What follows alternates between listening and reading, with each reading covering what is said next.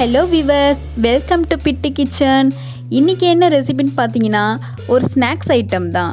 டாம்லேட் இன்றைக்கி எப்படி செய்கிறதுன்னு பார்க்கலாம். அதாவது எக்லெஸ் ஆம்லேட் எப்படி பண்ணுறதுன்னு இன்றைக்கி பார்க்க போகிறோம். இது ரொம்பவே ஈஸியாக செய்யக்கூடிய ஒரு ஸ்நாக்ஸ் தான். 5 நிமிஷத்துலேயே நம்ம இந்த ஸ்நாக்ஸ் ரெடி பண்ணிடலாம். ஓகே, இதுக்கான இன்க்ரீடியன்ஸ்லாம் என்னென்னு பார்க்கலாம். ஃபர்ஸ்ட் அரை கப் கடலை மாவு, 1/4 டீஸ்பூன் அரிசி மாவு, ஒரு பெரிய சைஸ் வெங்காயம் நைஸாக கட் பண்ணிக்கோங்க, ஒரு தக்காளி நைஸாக கட் பண்ணிக்கோங்க, 2 பச்சை மிளகாய் நைஸாக கட் பண்ணிக்கோங்க, 1 பிஞ்ச் சீரகம், கொஞ்சோண்டு கொத்தமல்லி, 1 டேபிள் ஸ்பூன் மிளகாய்த்தூள், உப்பு தேவையான அளவு.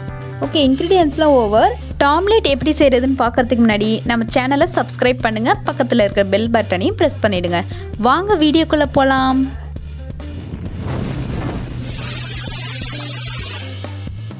ஃபர்ஸ்ட் ஒரு மிக்சிங் பவுலில் அரை கப் கடலை மாவை ஆட் பண்ணிக்கோங்க, 1/4 டீஸ்பூன் அரிசி மாவு, 1 பிஞ்ச் சீரகம், கொத்தமல்லி கொஞ்சோண்டு ஆட் பண்ணிக்கோங்க.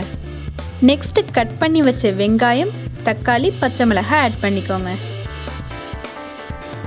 லாஸ்ட்டாக 1 டேபிள் ஸ்பூன் மிளகாய்த்தூள், உப்பு தேவையான அளவுக்கு ஆட் பண்ணிக்கோங்க.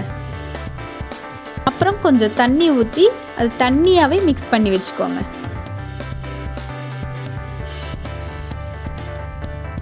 இப்போ ஒரு தோசைக்கல்லில் எண்ணெய் ஊற்றி காய வச்சுக்கோங்க. எண்ணெய் காஞ்சதும் இதை ஊற்றிக்கோங்க. வேகிறதுக்காக சைடில் கொஞ்சம் எண்ணெய் ஊற்றிக்கோங்க. லோ ஃப்ளேம்லேயே வச்சு இதை நல்லா வேக விடுங்க. இந்த மாதிரி வந்ததும் நீங்கள் எடுத்துக்கலாம்.